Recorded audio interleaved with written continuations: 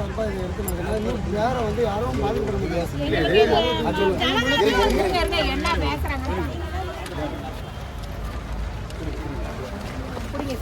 ஆனால் அந்த bill still இருக்கு, அந்த பில்லு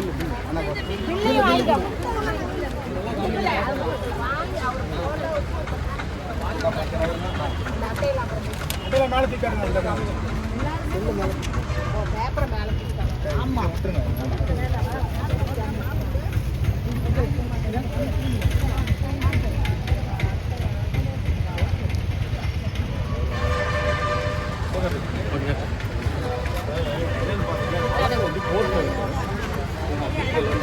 எந்த மாதிரி பண்ண முடியும், எப்படி பண்ண முடியும் செய்யணும். ஏன்னா ஒரு வழக்கு கோர்ட்டில் இருக்கும்போது நம்ம வந்து அதை பற்றி பேசக்கூடாதுங்கிற மாதிரி சில வரைமுறைகள்லாம் இருக்குது. அதை நம்ம என்னென்னு விசாரிப்போம்.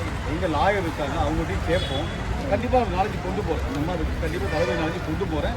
பொதுச் செயலாளர்கிட்ட கொடுத்து தளபதியை கொண்டு சேர்த்துறேன். அவங்க டிஸ்கஸ் பண்ணிட்டு என்ன சொல்கிறாங்கன்னு பார்ப்போம். ஆனால் கூட 20 பேர் வந்து கூட வச்சுக்கிட்டு இப்போ ஊர்லேயும் வந்து பணம் கொடுத்துருவோம் நினைக்கிறேன். இவங்க எல்லாத்துக்கும் பணம் கொடுத்தா ஆஃப் பண்ணி 1 வருஷமாக காலதாமதம் பண்ணி எல்லாத்துக்குமே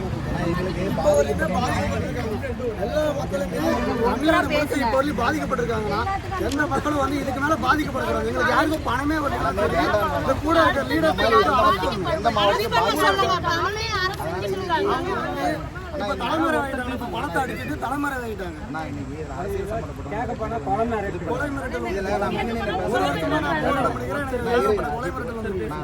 முக்கியமாக ஆரம்பத்தில் அவங்க என்ன பண்ணுறாங்க எனக்கு தெரியும். அவங்க சர்ச்சைக்கு போயிட்டு இருந்தேன் நான் வெளியே வரலாம்.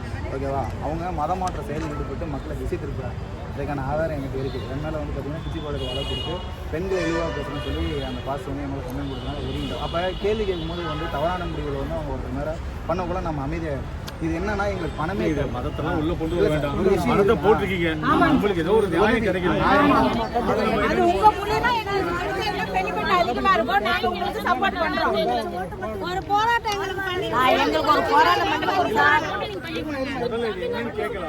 என்னன்னு கேட்கலாம். குற்றவாளிகளை சட்டப்படி எல்லாத்தையும் கைது செய்ய வேண்டும். அதே மாதிரி சீக்கிரமா இந்த விரைவு கோர்ட்டில் தனி கோர்ட்டாவது கொண்டு போயிட்டு இந்த வழக்கை சீக்கிரமாக நடத்தி அதற்கான நிவாரணத்தை வழங்க வேண்டும். நம்ம அதை கேட்கலாம்.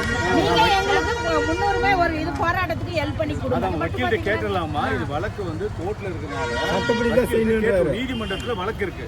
அதனால வக்கீல்கிட்ட ஒரு ஒப்பீனியன் கேட்டுருவோம். நீங்க கொடுக்குற மனு கண்டிப்பா என் கழக பொதுச் செயலாளர் கொடுத்து தளபதி நாலேஜுக்கு போயிடும்.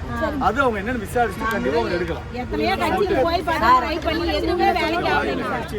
சட்டத்துக்கு உட்பட்டு என்ன நடவடிக்கை எடுக்க முடியுமோ அதை கண்டிப்பா தமிழக வெற்றி கழகம் எப்பொழுதும் ஒவ்வொருத்தர் கூட இருக்கும். அதை பத்தி நீங்க கவலையே பட தேவை.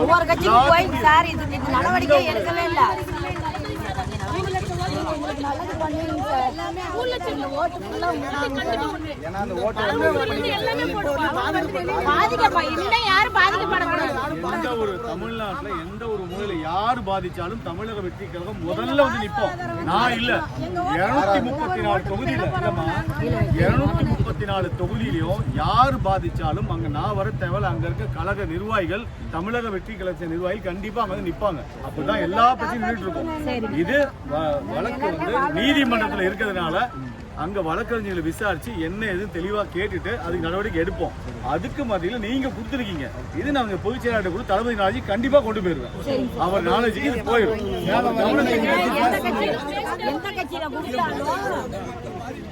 வந்து என்கிட்ட மனு கொடுத்தீங்கள, இது வந்து எங்க கழக பொதுச் செயலாளர் கொண்டுட்டு போய் கொடுத்துட்டு கழக தலைவரோட புரியுதுங்களா, அவர்கிட்ட கொண்டு போய் கொடுத்துருவாங்க.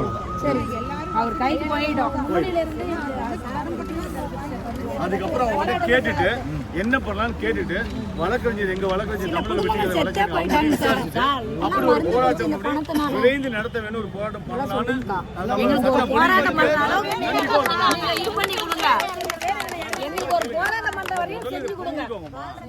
நம்ம தப்பு பண்ணிட்டோம். நம்ம தான் தேடணும். அப்ப என்னன்னாக்க இது வழக்கு வந்து கோர்ட்ல இருக்கு. என்ன பண்ணலாம் எப்படி பண்ணலாம்னு கேட்டுட்டு அப்படி பண்ணலாம்னாக்க என்ன மாதிரி நடவடிக்கை எடுக்கலாம்னு கேட்டுட்டு தளபதியிட்ட போது நான் கொடுத்துருவேன். கழக தலைவிட்ட போது பொதுச்செயலாளர் அது ஒரு பக்கம் போட்டு சேலம் மாவட்ட தமிழக வெற்றி கழகம் சார்பாக நாங்க எங்க வழக்கறிஞர் கலந்து பேசிட்டு இதுக்கு என்ன பண்ணலாம்னு சொல்லிட்டு அந்த வழக்கை விரைந்து முடிப்பதற்கு நடவடிக்கை எடுக்க வேண்டும் என்று ஒரு அழுத்தத்தை சேர்ந்து நம்ம கொடுப்போம்.